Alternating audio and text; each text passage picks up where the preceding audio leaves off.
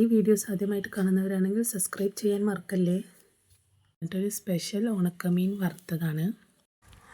തോലെല്ലാം കളഞ്ഞിട്ട് കഴുകി വൃത്തിയാക്കി വെച്ച മാന്തൾ, അരിഞ്ഞ വലിയ ഉള്ളി, വെളുത്തുള്ളി, പച്ചമുളക്, പിന്നെ കുറച്ച് കറിവേപ്പില. മാന്തളിലേക്ക് നമുക്ക് അല്പം മുളക് പൊടി, മഞ്ഞൾപ്പൊടി, പിന്നെ നമ്മൾ അരിഞ്ഞ് വെച്ചിരിക്കുന്ന വലിയ ഉള്ളിയും വെളുത്തുള്ളിയും പച്ചമുളകും ആഡ് ചെയ്ത് കൊടുക്കാം. നന്നായിട്ടൊന്ന് മിക്സ് ചെയ്തിട്ട് 5 മിനിറ്റ് റെസ്റ്റ് ചെയ്യാൻ വെക്കാം. പാൻ ചൂടായി വന്നിട്ടുണ്ട്. അതിലേക്ക് ഒരല്പം വെളിച്ചെണ്ണ ഒഴിച്ച് കൊടുക്കാം.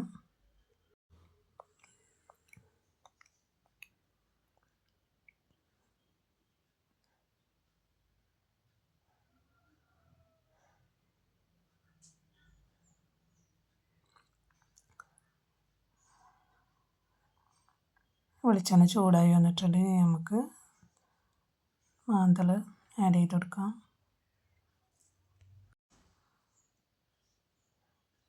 നല്ല ടേസ്റ്റും നല്ല സ്മെല്ലുമാണ് കേട്ടോ.